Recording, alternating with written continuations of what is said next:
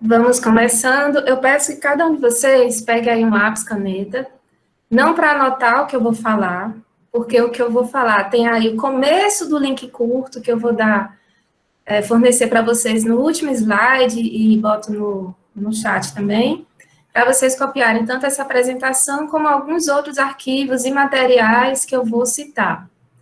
Mas o lápis ou caneta e papel é porque você vai se identificar com algumas coisas, e eu espero que dessa identificação saia alguma possível ação. Entende? Então, quando a ideia vier, você anota. Porque uma das coisas que eu digo na minha aula, nas aulas, é que a ideia criativa ela só passa uma vez. Então, se você ouvir a ideia e ficar pensando, você já perdeu o que eu falei em seguida. Aí você anota, libera a cabeça, técnica de ansiedade para liberar a ansiedade, você libera o juízo e segue a vida. Tá? Então, pega aí caneta e lápis. Esse é o começo do link curto. E fora isso aí vão ser só 6 letrinhas, que eu vou fornecer só no final, porque eu quero atenção nesse momento aqui com a gente. Quando vocês viram esse título realmente provocativo, como a Cíntia falou na abertura, devem ter pensado, como assim? Isso é possível? Né? Vou lá só para desafiar essa pessoa chamada Tânia. Então, aqui eu começo falando o seguinte, estamos no meio acadêmico, precisamos conversar sobre fundamentação teórica. O que entendemos sobre sofrimento? Não é isso? Todo trabalho, o que é a fundamentação teórica? É aquele alinhamento entre o autor, no caso eu, e o leitor, no caso vocês, aí representando o leitor, no caso ouvindo, mas é o leitor. Então, é esse alinhamento. Se alguém de vocês já entregou uma fundamentação teórica para o orientador, de qualquer nível de trabalho, de disciplina até doutorado, e ele cortou metade e te devolveu, provavelmente você não entendeu o objetivo da fundamentação teórica. Você fez um resumão, entregou para ele um resumão do que você entendeu sobre aquele assunto, e aí ele corta metade, e pior, ainda te diz para botar mais coisa que está faltando, que é só o que a gente usa de orientador, né? Falta coisa. Então, a gente vai usar a fundamentação teórica como é, que é para alinhar vocabulário, tá bom? Aqui eu já começo com uma das minhas técnicas de criar a fundamentação teórica, que é você pega 3 palavras-chave do seu título, coloca as 3 e segue a vida, que dá certo. Vamos primeiro alinhar o que a gente entende, que eu vou usar aqui como pesquisar, porque eu vou precisar lá na frente. Fundamentação teórica é aquilo que eu uso lá na frente. Se eu não usar, não faz sentido. Tira do trabalho. Senão você está só enchendo linhas.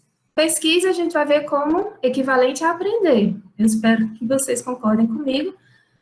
E aprender o quê? Aquele processo de desequilibração, equilibração. Quem é da educação sabe qual autor aqui, o teórico que eu estou falando. Então, olha onde começa aquela sensação de sofrimento. Tudo começa com desequilíbrio. Né? Então, assim, vamos entender, o sofrimento acaba quando a gente entende o que está acontecendo, fica a dor, que é exatamente a próxima distinção que a gente precisa fazer, que eu vou usar aqui, tá? O autor dizendo como ele entende aquelas palavras. Dor está relacionada a fatos, sofrimento a percepção. Eu vou falar um caso bem extremo para falar dessa distinção. Bem extremo, morte de uma pessoa na família. Uma pessoa se desespera, a outra, claro, tem aquela dor, mas ela consegue manter equilíbrio. Vou chamar essa igual para os dois de dor, que é o fato, e a percepção daquele fato como sofrimento. Então, o que é que a gente precisa fazer aqui? Compreender os fatos para ajustar a nossa percepção. Nesse entendimento, sim, é possível, no mínimo, reduzir bastante o sofrimento.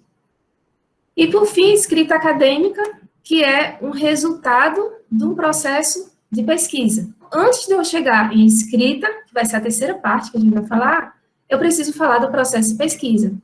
Porque imagine, vamos aqui, eu faço uma proposta aqui aos 115 que estão nessa sala, vamos escrever um roteiro de filme. Aí os 115, inclusive eu, vão dizer, eu não faço ideia de como escreve. Mas a gente precisa conhecer o processo de um roteiro. Por exemplo, já perceberam que todo roteiro de filme é igual? Começa apresentando personagens, depois começa cenas do cotidiano, depois começa devagarzinho o problema, depois tem a crise, depois começa devagarzinho a resolver, às vezes volta, às vezes não, E o final, se for filme americano, é feliz, se for francês, é enigmático. Então, o roteiro é sempre o mesmo. A gente vai falar do processo de pesquisa, do roteiro, para depois passar para vocês umas ferramentas de escrita. Que aí é onde essa compreensão do processo é que ajuda pra caramba, ajuda muito. Com quem vocês estão falando?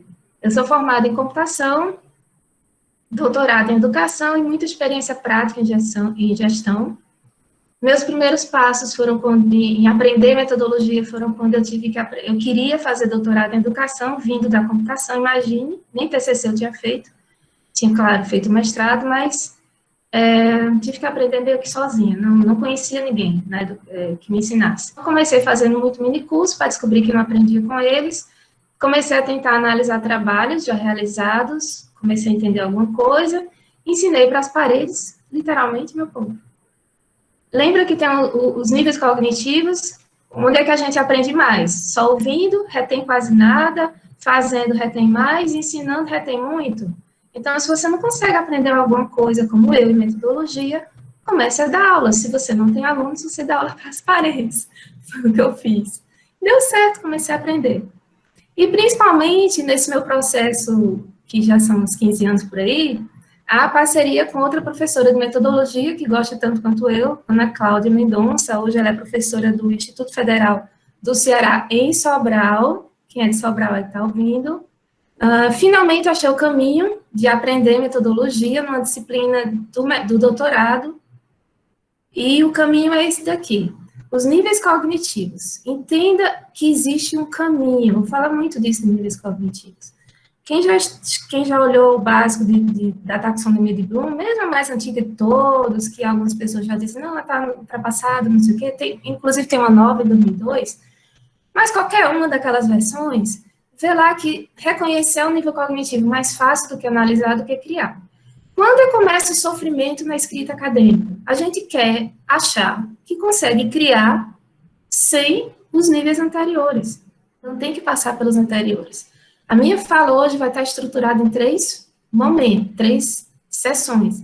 A primeira é do nível que eu entendi que seria o nível reconhecer, a segunda do analisar, e finalmente eu nem precisava falar de criar, mas eu vou dar umas técnicas também para criar, porque aí, passando os 2 primeiros, estamos prontos para ousar o terceiro.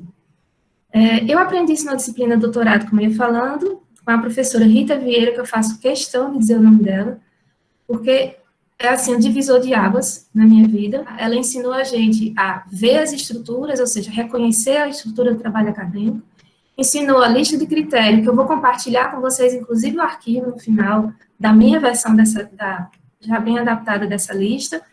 E aí, na disciplina, a gente nem precisou criar trabalho para entregar para ela, foi uma coisa bem simples, mas para fechar mesmo o aprendizado. O caminho é esse que a gente vai seguir. Eu preciso falar do número de turmas de alunos que passaram por mim, para quando eu disser, por exemplo, fundamentação teórica, escolha 3 sessões e faça que dá certo, você entender que não é opinião, é probabilidade.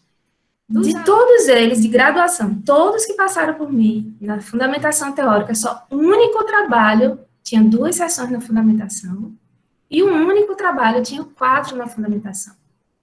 Então, assim, o que eu vou falar quando eu falar bem firme é probabilidade. Tá bom? Por isso que eu mostro o número. Como tem gente de mestrado, no mestrado, 3 ou 4 sessões, doutorado, 4 ou 5 sessões. Em geral, a gente chega para 5 mesmo.